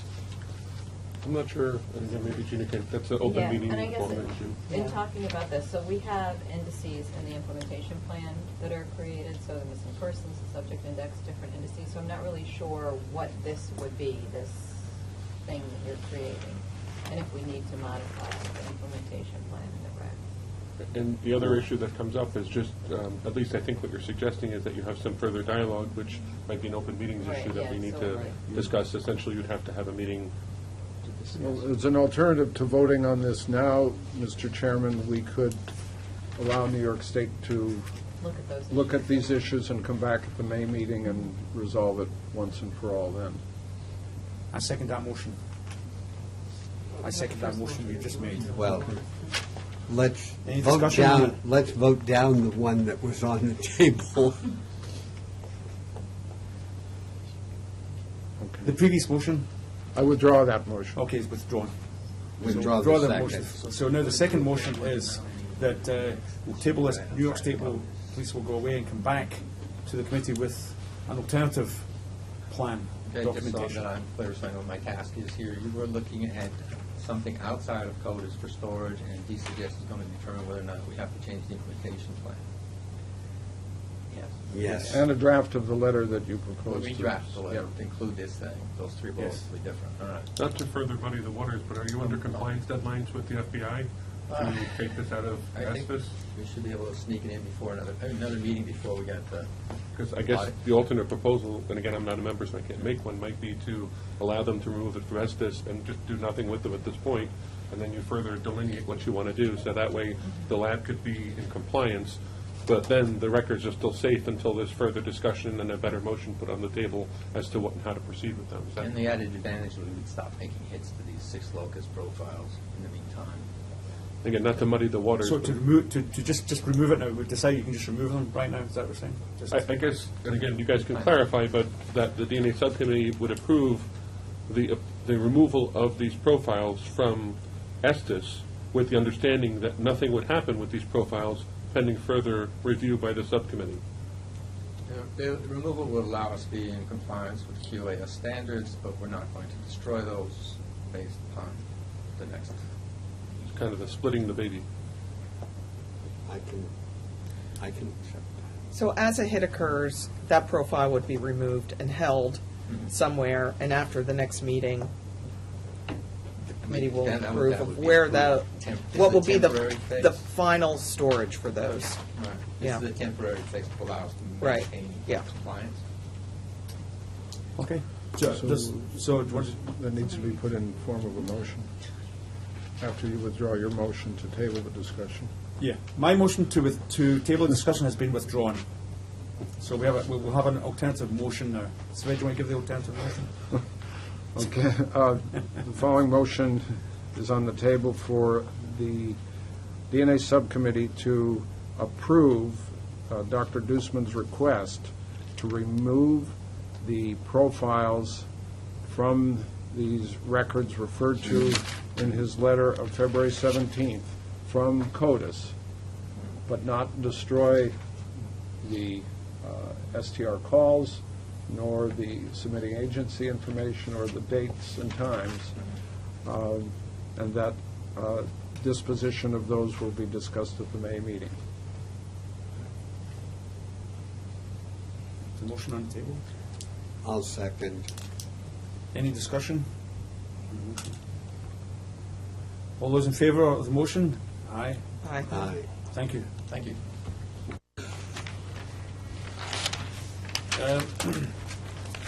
The next item on the agenda is new business, and we have 2 items here. There is a set of annual lab summaries from the New York State DNA labs. Each of the 8 labs provides annual summaries of various proficiency tests, corrective actions, etc. And we have, each of the labs have provided, we've been provided data from each of the 8 labs. So any questions or comments regarding each of these annual declarations, lab summaries?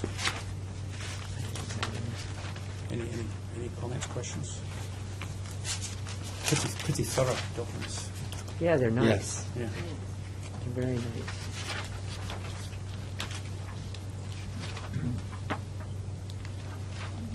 Any comments, questions? No, duly noted, thank you. Okay, the next item is partial match policy discussion and partial match update. This has to do with the New York State's policy on partial matching, and there's an update on its implementation and success within the state of New York.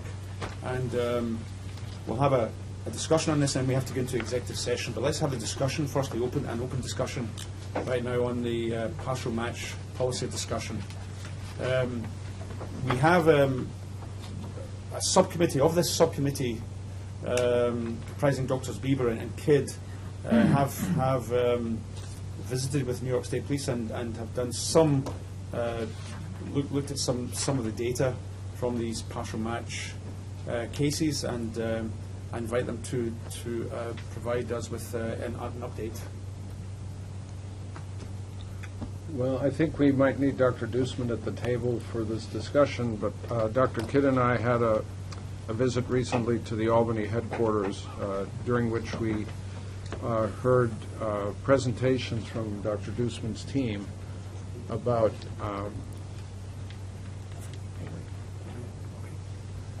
At that Albany meeting, we had presentations from Dr. Dusman's team about their policy and what software they're using. We sat at the computer and watched.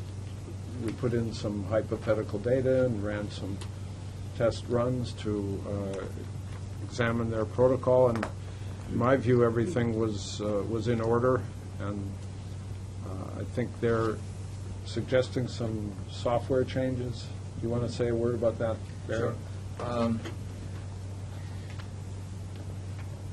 The way the policy was established, before the convicted offender's name can be released, the state police CODIS group runs the data, Phoenix records, through software which was provided by Dr. Chakrabarty while he was still a member of the subcommittee. I refer to it as the subcommittee software. In order to calculate the statistical thresholds, which are expected match ratio and expected kinship ratio, and the values are in the policy that have to be met. And this software was provided by Dr. Chakrabarty and Dr. Johnny G. of the University of North Texas. And we've used it for a while. But it turns out CODIS 7, the last CODIS release, CODIS 7.0, has exactly the same, performs exactly the same function. Uses the same equations. We've tested them one against the other. We've validated it. Gives us exactly the same results. But because the fact that we got the software largely from the subcommittee, and because if we do adopt the CODIS software, it may cause some changes to the existing policy. I just wanted to inform you that we're planning on migrating to CODIS 7.0. It has several advantages. First of all the state labs will have access to the software, so they'll be able to do their own determinations of EMR and EKR. We may change the policy if it's no longer our job to do, but they can do it before they submit the request of DCJS to release the names. The software is also more user-friendly. The reports are much more clear. They're descriptive. It provides an allele table, for example. It just is, the staff like it a lot. And the main thing, though, is we're not getting any support. We've made several inquiries to Dr. Chakrabarty relative to the operation of the software and some issues we've been having, and we just don't get much response.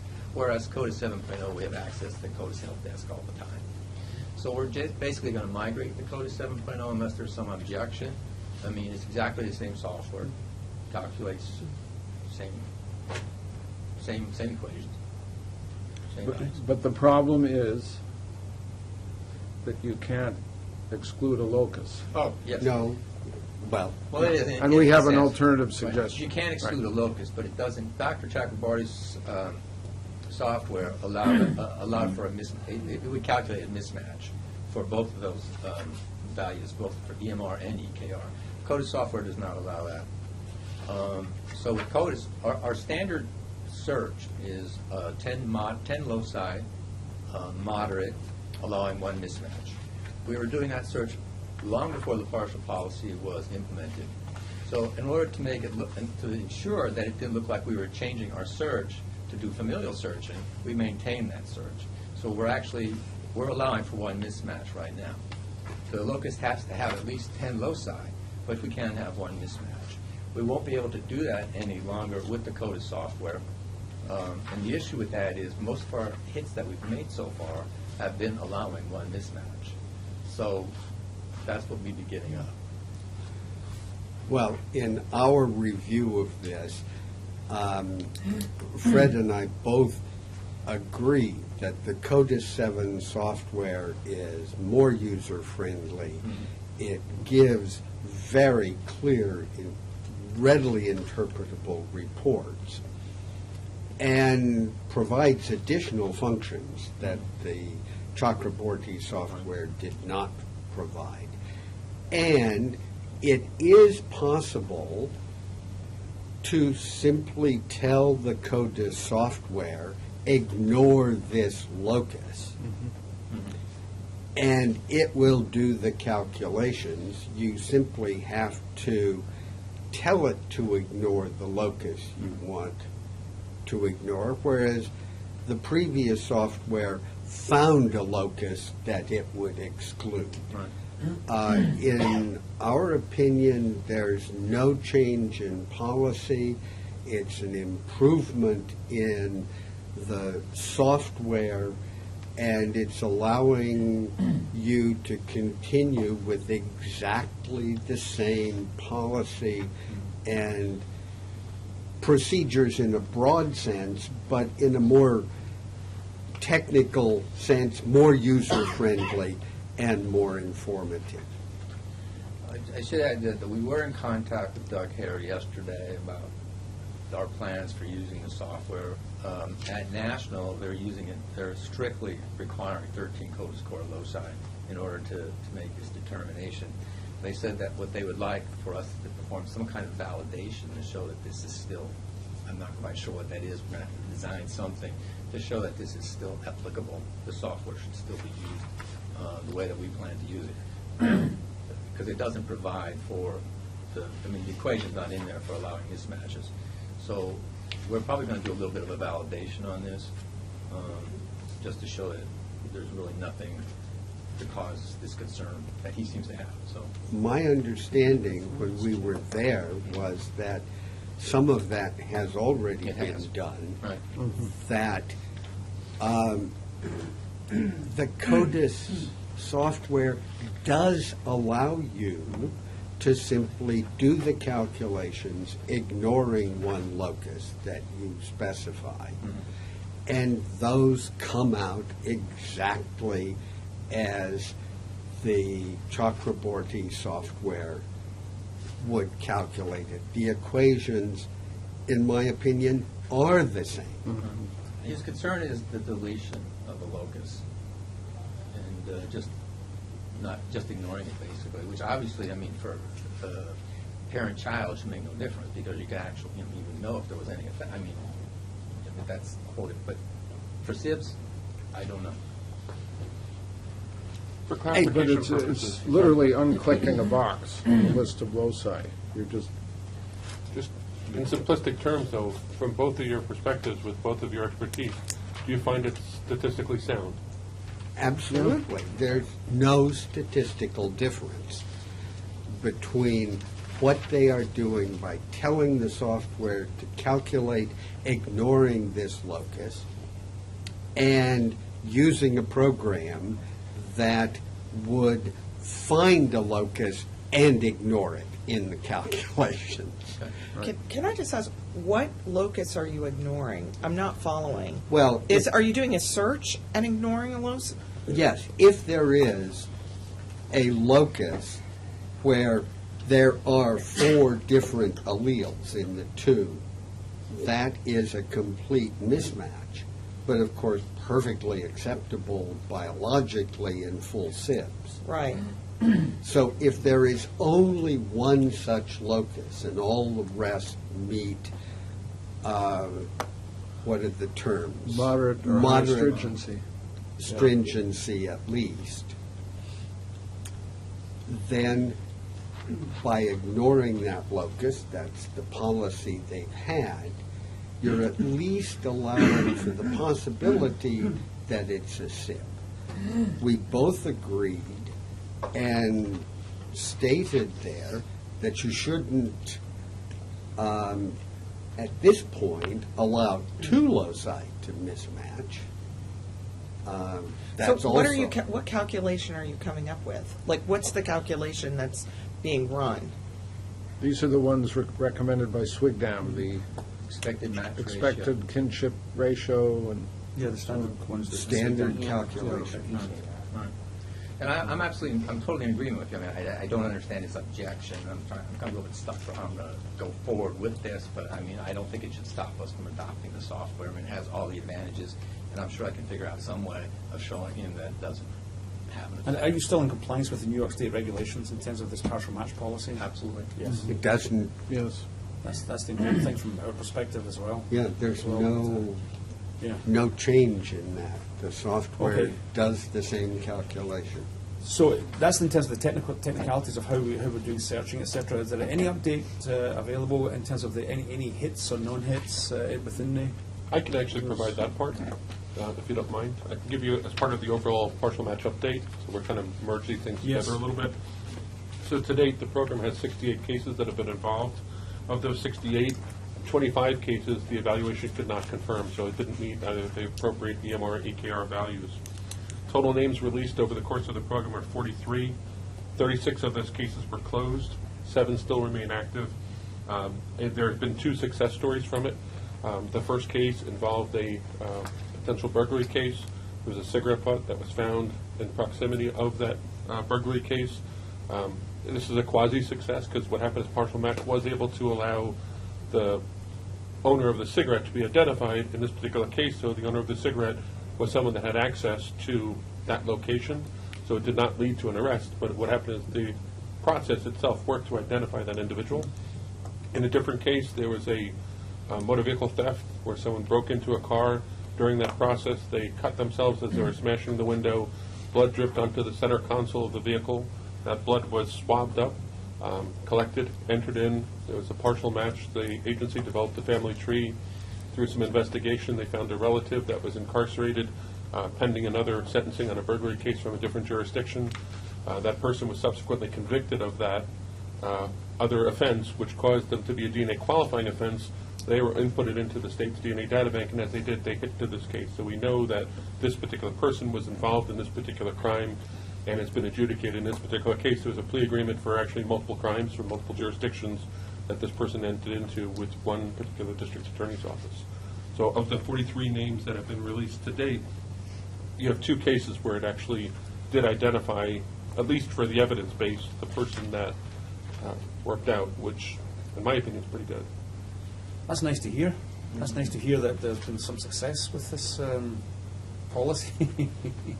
Brian, in those numbers, is the Y chromosome testing printing some of those numbers, or is it subsumed in them in some way, or no? Essentially, those are cases that might end up being potentially excluded further down the line.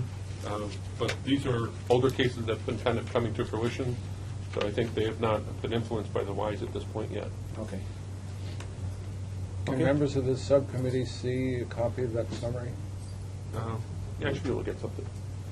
And you know, as far as particular crimes that were there, you know, there's a there are 18 burglary cases, 11 sexual assaults, 5 homicides, 4 other, 2 robberies, a grand larceny auto, some larceny cases. The So 2 successes, which jurisdictions were they in? Do you know? The can you say? successes? Yeah. New York City and Albany. Okay, good. Okay, can we move on now, folks? Any other comments? I just want to, no, go ahead. I just want to make one comment. I think this is really promising, and I think it could be taken a step further, so that it could be less laborious in the calculations that are run to try to do this. And I'm not as familiar with those, but if you could use some type of software where you don't have to say it has to match everywhere, but really look at the allele costs, like we do in mass fatality, identifications, where you don't have as many false positives, so that it can be more efficient and effective for the laboratory. That would be my hope in moving forward. It looks like it has successes, and now I think it can be refined. The process can be refined. Well, I think the rationale for Dr. Kidd and I to visit Albany was a concern expressed by someone, perhaps on the commission itself, that the partial match program to date had not been as successful as hoped, and therefore this subcommittee should revisit it. And I think we have done due diligence in that regard, and it would be my proposal that we encourage the state to continue and not to abandon this practice and even look for ways to improve it. I think that resolution should come, not a vote, but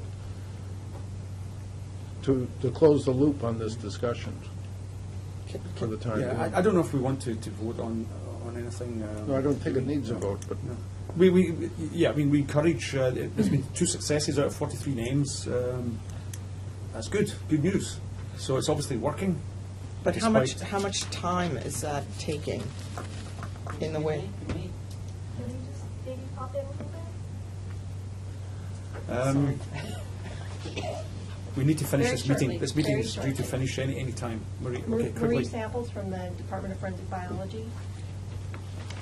We spend a real lot of time evaluating these partial matches, hundreds and hundreds and hundreds of them, and we've gotten nothing out of it in New York City.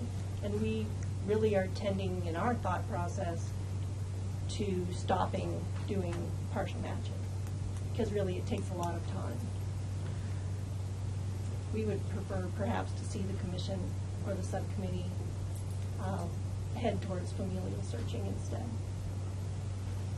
A Okay. much more targeted approach. I'm sure that'll be a topic at some later stage in the state's deliberations over such potential. But it's not a topic for us right now to talk about familial searching.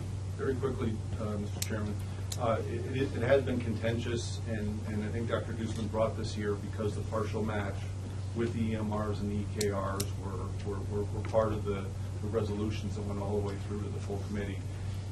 If the record would somehow reflect that the state police has advised that they're going to move to CODIS 7 and that the committee has no objection to CODIS 7 as CODIS 7 runs the same formulas and ratios, those that are afraid that there's some underhanded dealings might be reassured that the committee considered it and there was no meaningful difference. Dr. Kidd certainly said it, but if it showed up someplace, even short of a vote, just voting for the record or part of the discussion. Okay. So let's have a vote on this, right? Let's just vote on this. The motion would be that we recommend that the New York State Police continue in its efforts with the partial match policy and is encouraged to switch to CODIS 7 software to do so. Absolutely, great. That's a motion on the table right now. I'll second it. Second. Any discussion? All those in favour of the motion, say aye. Aye. Thanks. Thank you. Now, we have an executive session on the agenda. Is there a necessity to have an executive? Is it? yes, There is. I think so. I think so. There's something you're going to discuss that could have Mm-hmm. adverse implications to an investigation. Oh, to a particular investigation? It could be an agenda item for the future meeting, something But the only reason we would go into an executive session, there's a technical requirement for Okay. it, right? Yep. Gina, remind me what the technical requirement is? If it'll impair a law enforcement No, investigation, okay. or if there's Yes, something okay, that is fine. personnel-related matter. No. Right. No, okay, got it. So there's no need for us to go No. to executive, there's nothing on the Not for me. executive session.